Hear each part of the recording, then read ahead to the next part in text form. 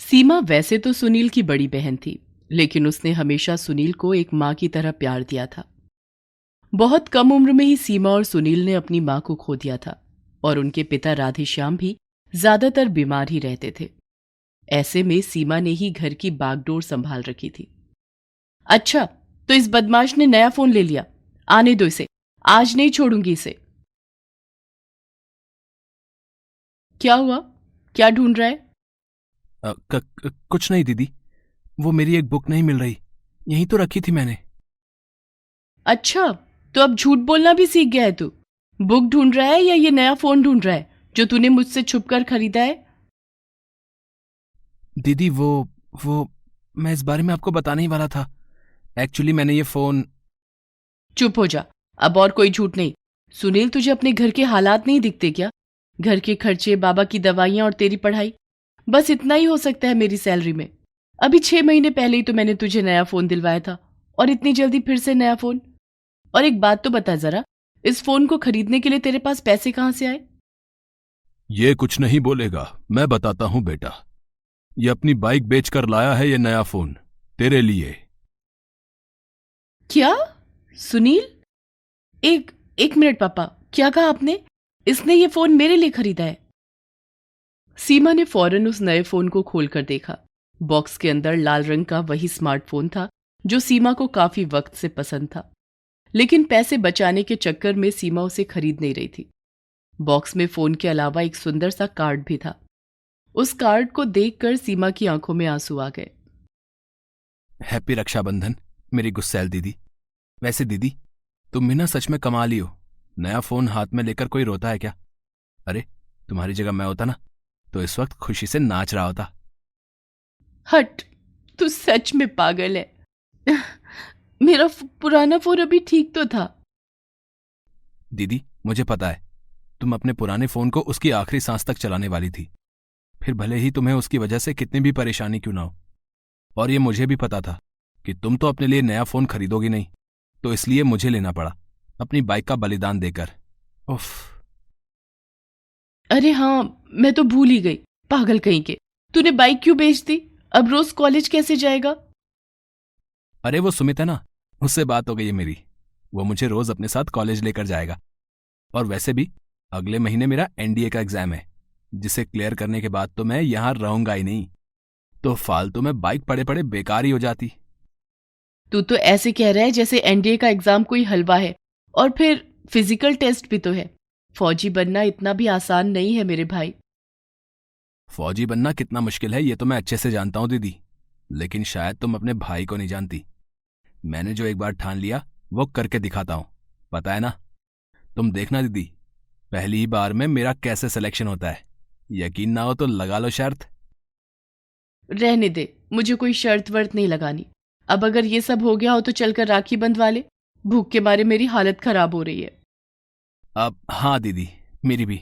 चलो जल्दी चलो। इसके बाद सीमा ने बड़े ही प्यार से सुनील की कलाई पर राखी बांधी। उस वक्त भले ही सीमा ने ज्यादा कुछ नहीं कहा, लेकिन सच तो ये था कि सीमा नहीं चाहती थी कि सुनील एक फौजी बने, और ऐसा इसलिए क्योंकि वो सुनील से बहुत प्यार करती थी। उसे हर पल अपनी आंखों के सामने देखना चाहती थी वो। दूसरी तरफ सुनील को हमेशा से ही एक फौजी बनना था, और इसके लिए वो जी तोड़ मेहनत भी कर रहा था। बात चाहे पढ़ाई की हो या फिर फिजिकल फिटनेस की, सुनील ने खुद को भारतीय फौज के लिए पूरी तरह से तैयार कर रखा था। और आखिरकार उसके विश्वास की जीत हुई, और उसने पहली ही बार में एनडीए का एग्जाम क्लियर कर लिया। क्या दीदी, करवा दिया ना तुमने मेरा नुकसान। नुकसान? कैसा नुकसान? अब क्या किया तूने? हैं, जल्दी बता मुझे। नुकसान यूं हुआ कि अगर उस दिन तुम मुझसे शर्त लगा लेती तो आज मैं जीत जाता ना। इतना कहकर सुनील ने एक पेपर सीमा की तरफ बढ़ा दिया। वैसे तो सीमा समझ गई थी उस पेपर में क्या लिखा है, लेकिन फिर भी उसने वो पेपर लिया और उसे पढ़ने के बाद सुनील से बोली, अब अरे वाह, अब तो तूने कर ही दिखाया। शाबाश। I am proud of you मेरे भाई।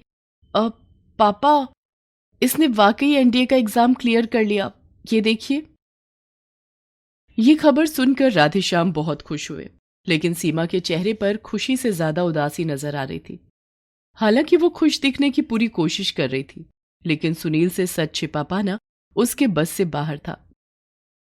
दीदी जरा इधर आओ, मुझे कुछ बात करनी है तुमसे। बात सब बाद में, पहले जाकर मार्केट से थोड़ी सूजी और पनीर ले आ। आज मटर पनीर और सूजी का हलवा बनाऊंगी। अब उफो, ऑफिस में भी तो फोन करना था आज की लीव के लिए। और हाँ, ऐसा कर, शाम को अपने दोस्तों को घर बुला ले, पार्टी करते हैं। दीदी बस करो, मैं देख रहा हूं कि तुम खुश नहीं हो, फिर क्यों ये सब दिखावा कर रही हो? सुनील की बात सुनकर सीमा फपक कर रो पड़ी। ये देखकर सुनील भी घबरा गया।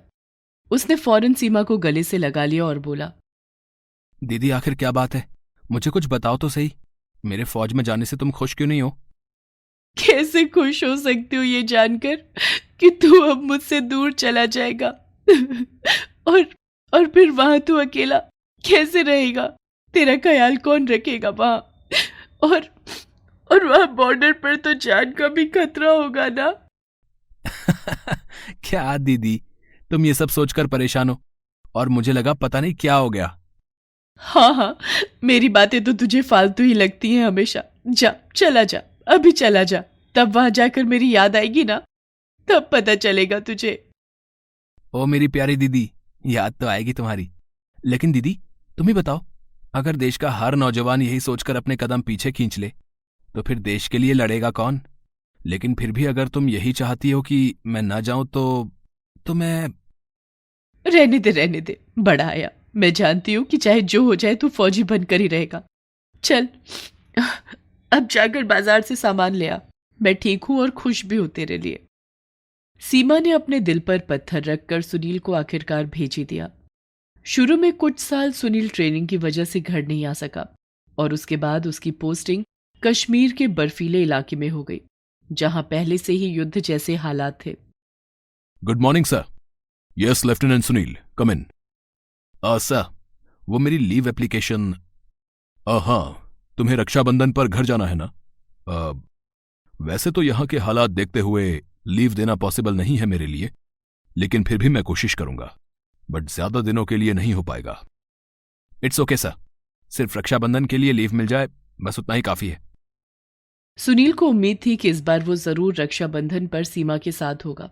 उसने फोन पर सीमा को जैसे ही इस बारे में बताया तो सीमा बहुत खुश हो गई। सच? तू झूठ तो नहीं बोल रहा ना, पिछली बार की तरह? नहीं दीदी, इस बार पूरी उम्मीद है। इस बार अपना प्रॉमिस नहीं तोड़ूंगा सच में, फिर चाहे मुझे नौकरी ही छोड़ने की ना पड़े। बस भी कर ड्रामेबाज, तू जल्दी आ जा, अब तुझे देखने का बहुत मन कर रहा है। सीमा बड़ी ही बेसब्री से सुनील का इंतजार करने लगी। सुनील के जाने के बाद वो बहुत अकेली पड़ गई थी। उसके पिता की हालत भी अब काफी खराब थी। इस सब के बावजूद उसने कभी भी अपनी परेशानियों के बारे में सुनील से कुछ नहीं कहा।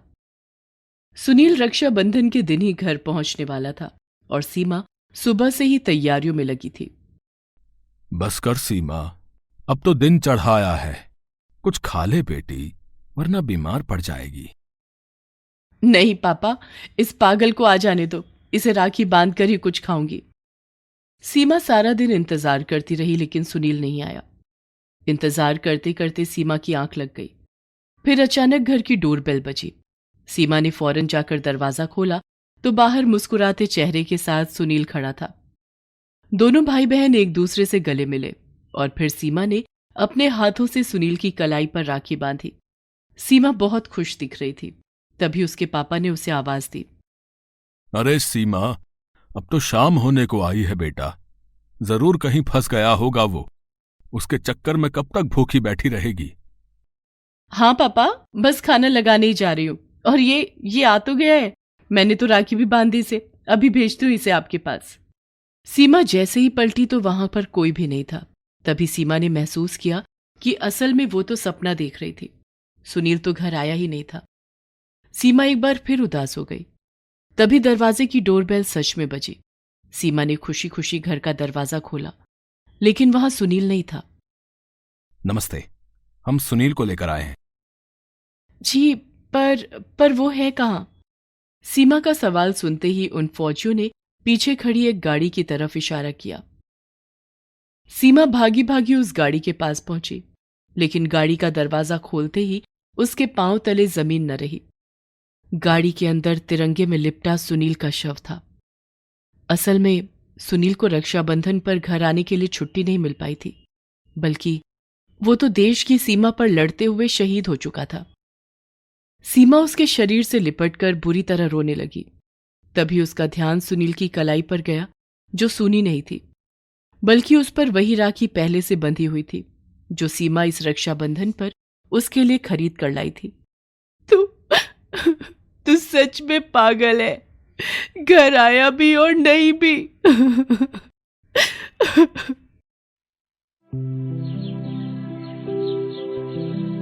एक गांव में सुंदर नाम का एक गरीब मजदूर अपनी पत्नी तुलसी के साथ रहा करता था।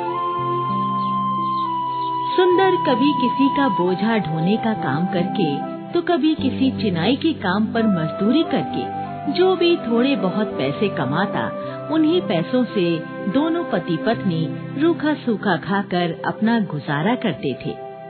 दोनों के यहाँ कोई संतान भी नहीं थी। एक दिन की बात है, सुंदर काम की तलाश में घर से निकलता है तो दिन भर इधर उधर भटकने के बाद भी उसे कोई काम नहीं मिला और वो खाली हाथ घर लौट आया। इसी प्रकार कई दिनों तक लगातार ऐसे ही होता रहा। सुंदर काम ढूंढने जाता और खाली हाथ घर लौट आता। आखिरकार घर में मौजूद राशन भी खत्म हो चुका था तो तुलसी सुंदर से कहती है, अजी सुनते हो, मैं कह रही हूँ ऐसे कैसे काम चलेगा। घर में मौजूद राशन भी खत्म हो चुका है और कई दिनों से आपको कोई काम भी नहीं मिला है। तो अब तू ही तो बता, इसमें मेरा क्या कसूर है तुलसी। मैं अपनी कोशिश में तो कोई कसर नहीं छोड़ता। मैं तो रोज काम की तलाश में जाता हूँ, लेकिन काम है कि मिलने का नाम ही नहीं लेता। अब तू ही बता मैं क्या करूँ। अजी मैं तो कहती हूँ तुम ऐसा करो, आज ही शहर चले जाओ। शहर में तुम्हें जरूर कोई ना कोई काम मिल जाएगा, मेरा मन कहता है। हमारे गांव के और भी कई लोग शहर में काम करते हैं। तू ठीक कह रहे है तुलसी।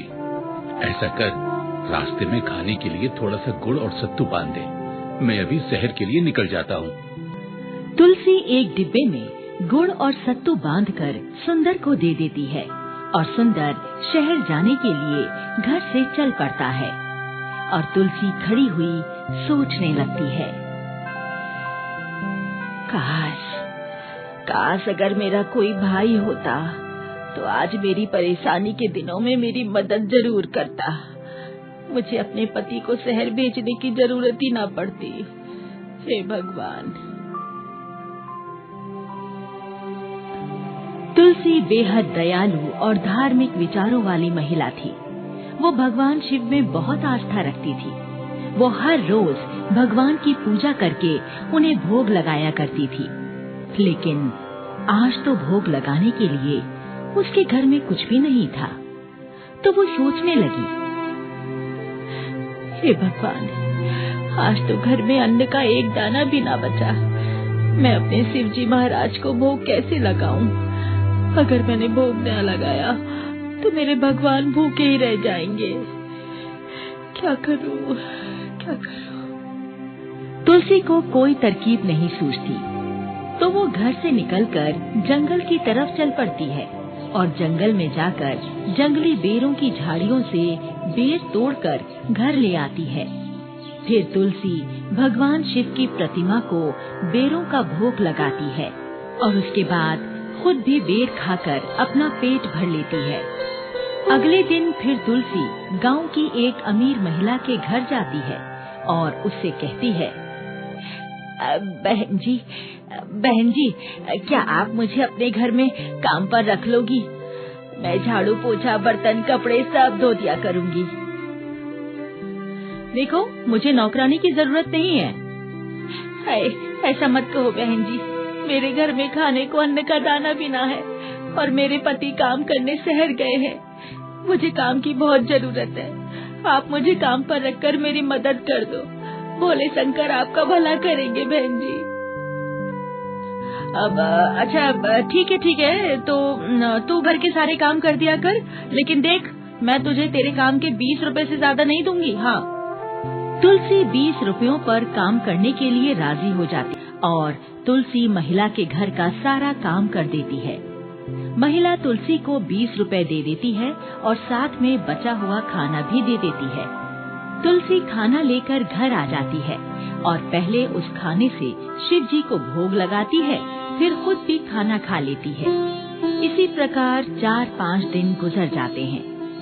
एक दिन की बात है, जब तुलसी अपने काम पर उस महिला के घर पहुंचती है तो अमीर महिला तुलसी से कहती है, तुलसी देखो, मैं आज अपने परिवार के साथ कश्मीर घूमने जा रही हूँ। वापस लौटने में 1 सप्ताह का समय लग जाएगा, तब तक घर बंद रहेगा, इसलिए तुम भी लौट जाओ और 1 सप्ताह के बाद काम पर आना, ठीक है? तुलसी वापस अपने घर लौट आती है। काम करके उसके पास जो थोड़े से पैसे जमा हो गए थे, उन पैसों से थोड़ा राशन खरीद लेती है। भैया 2 किलो आटा, आधा किलो चावल और 1 पाव दाल दे दो। दुकानदार सारा सामान तोलकर तुलसी को दे देता है और तुलसी राशन का सामान लेकर अपने घर आ जाती है और दाल भात बनाकर पहले शिव जी को भोग लगाती है, फिर खुद खाती है। खाना खाकर वो थोड़ा आराम करने के लिए लेट जाती है और वहीं उसकी आंख लग जाती है। कैलाश पर्वत पर माँ पार्वती और भोलेनाथ बैठे हुए ये सारा नजारा देख रहे हैं। माँ पार्वती भोलेनाथ से कहती हैं, हे स्वामी, ये तुलसी तो आपकी परम भक्तिनी है। आप में इसकी आस्था अटूट है। ये आपकी बड़ी सेवा करती है, फिर आप इसकी दरिद्रता दूर करके इसका कल्याण क्यों नहीं करते? देवी पार्वती, निसंदेह ये तुलसी मेरी सच्चे मन से भक्ति करती है और मैं इसके दुख दूर कर सकता हूँ, परंतु पहले मुझे इसकी परीक्षा लेनी होगी।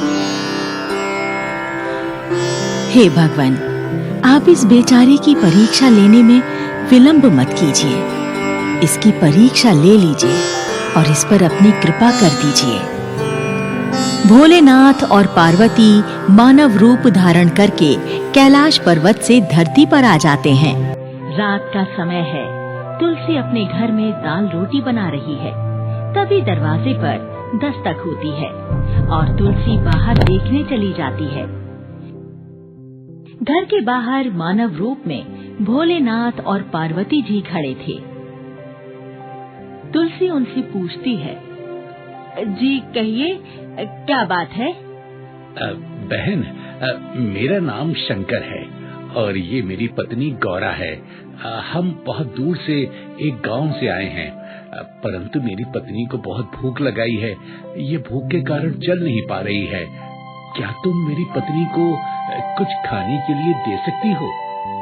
मुझे बहन कहने वाला मेरा कोई भाई नहीं है, लेकिन आज तुमने मुझे बहन बुलाकर मेरा दिल खुश कर दिया।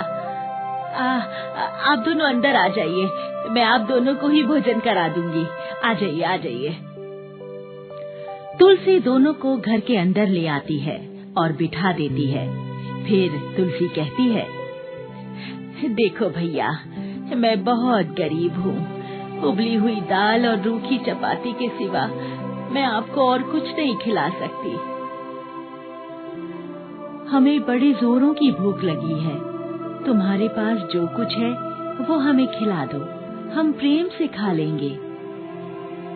हाँ, क्यों नहीं, अभी रुकिए जरा, मैं पहले अपने भगवान भोलेनाथ को भोग लगा दूं, फिर आपको खाना परोस दूंगी। तुलसी शिवजी की प्रतिमा को भोग लगाती है, फिर भोलेनाथ और पार्वती जी को खाना परोस देती है। दोनों बड़े चाव से खाना खाते हैं। फिर भोलेनाथ तुलसी से कहते हैं, बहन, तुमने मुझे अपना भाई मानकर हमारा आदर सत्कार किया और अपने हिस्से का भोजन हमें खिलाकर हमारी भूख मिटाई। तुम बहुत दयालु और धार्मिक हो। आज से तुम मेरी धर्म की बहन हो। लो, मेरी कलाई पर राखी बांध दो। तुलसी खुश होकर भोलेनाथ की कलाई पर राखी बांध देती है। तो भोलेनाथ कहते हैं, बहन जब भाई की कलाई पर राखी बांधती है तो भाई बहन को कुछ उपहार देता है। ये लो तुम्हारा उपहार। भोलेनाथ एक पोटली तुलसी को देते हैं।